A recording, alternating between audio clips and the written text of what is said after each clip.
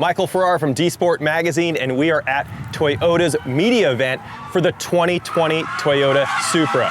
The Supra is back. You can hear him behind me going on the racetrack, and we've had lots of fun. We had about an hour-and-a-half drive to get to the racetrack. Now we're here at the racetrack. Let's take a look at the 2020 Supra. This is the launch edition. Up front, we find 4-piston Brembo calipers putting the squeeze on 13.7-inch rotors.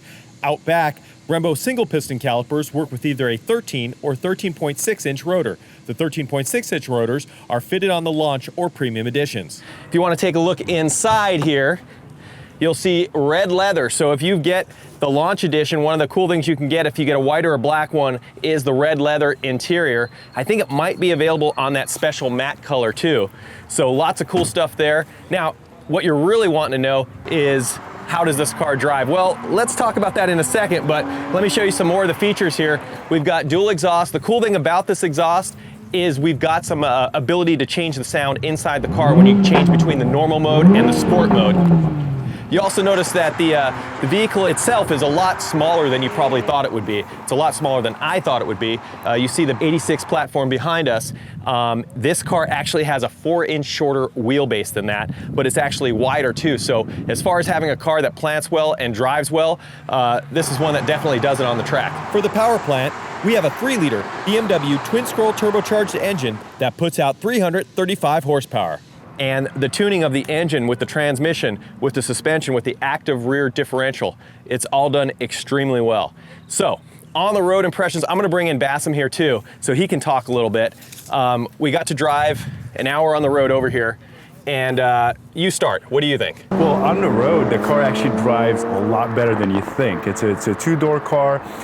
On paper, we all thought this car is going to be too refined. That was the problem. It was just too nice, and the true Supra enthusiasts wanted that raw driving engagement. Mike, what do you think? Do you think it delivered that other side that we wanted? That's the neat thing about it. Okay, this is not your 4th generation Mark IV Supra. This is not the JZ80. It's not a 2JZ in there. Everybody was crying about it, oh, blah, blah, blah. Well, let me tell you what. This car is more fun than that car stock, and that's where it ends, right there. There is no discussion. This car is more fun. It gives you that feedback. It's kind of the same thing we saw with the Veloster N versus the Civic Type R. Veloster N, on paper, wasn't as quick, can't deliver the lap times and stuff, but it's more fun to drive. And what the engineers captured with this car is making it fun to drive.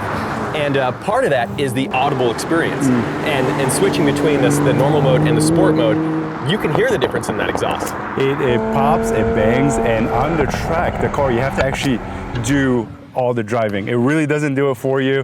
I mean, there were a few corners that I kind of went sideways a little. I had to talk to Mike about like improving my technique a little because the car does not do it. And that kind of goes back to what Mike always says about the GTR R35. It does the driving for you. This car does not. And on paper, we thought it would do the driving for you. Yeah, that was the thing we kind of were expecting. You know, a lot of the modern cars nowadays, they kind of detach the driver from the experience. Doesn't happen with this car, which is good news for the people out there that really enjoy driving.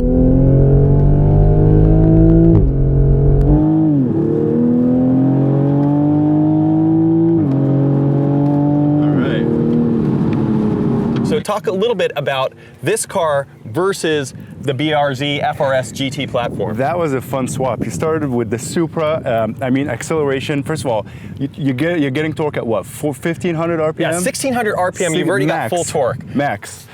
So you're getting on the throttle. You're getting all the power. It just accelerates so quickly. It stops so quickly. So I started with the Supra, then got into the 86, and obviously, as soon as I got to that first corner, I came in really hot, and I'm like, oh, the brakes. This is not the Supra.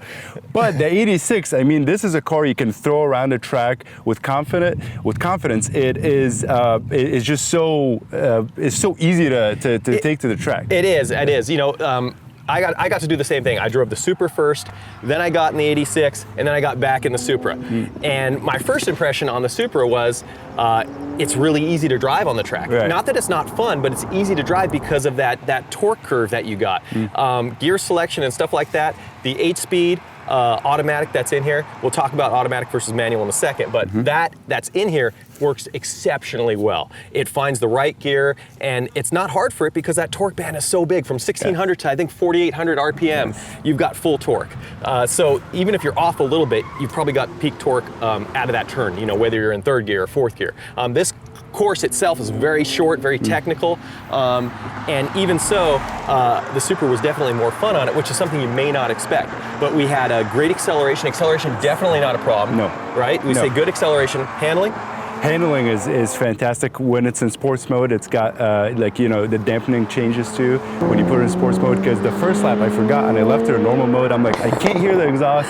The car is just not, there was just something wrong, and then I look, I'm like, oh, I'm in normal mode. As soon as I put it in sports mode, the car comes to life. It's just aggressive. And then speaking of transmissions, can we get into that? Well, one thing first, brakes. What did you think about the brakes? Oh, I thought it was fantastic, especially when I drove the 86 after. I mean, obviously, we were talking about a complete different power numbers and acceleration, so you don't need that kind of brakes with it, but just because I kind of waited too long thinking I'm in the Supra still, brakes are fantastic on this car. Yeah, I would say that I wouldn't give them a fantastic rating. I'd give them a good to very good. But I think to make them great, I wasn't going as fast as you. I think to make them great, all they need is probably a real simple upgrade, some better pads, some stainless steel lines on them, and you probably got something that's going to be great for you. Yes. The other aspect of the car, in driving the two, having that 86, you're able to toss it around and have some fun with it, but there's parts of, even on the small course, where you're like, I wish I had more power. I wish I had more power. And then it's also harder on that car to be in the right gear. You could guess wrong,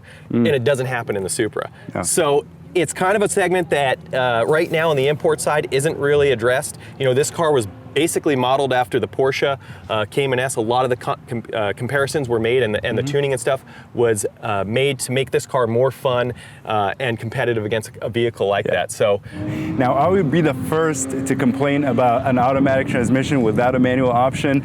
I didn't know what to expect. I got into this car, and when it's in sports mode, the first thing that caught my attention was how precise the downshifting and aggressive it is. It comes on better than how you would do it every single time. Mike, what did you think of the transmission? Well, I love that third pedal. Okay, don't get me wrong. I'm going to have more fun in a car that has a third pedal over a car that has an automatic or a dual clutch, no matter what. But you're really not giving up much with this automatic. The thing works extremely well. It shifts quickly, it shifts at the right time. All the things that are normally go wrong with an automatic transmission go right with this transmission. So it's good to see that they've got it tuned with the rest of the vehicle, and it works so well. Before we bore you with all of our details, we're going to try to get the chief engineer in here and have him give us his perspective on the car.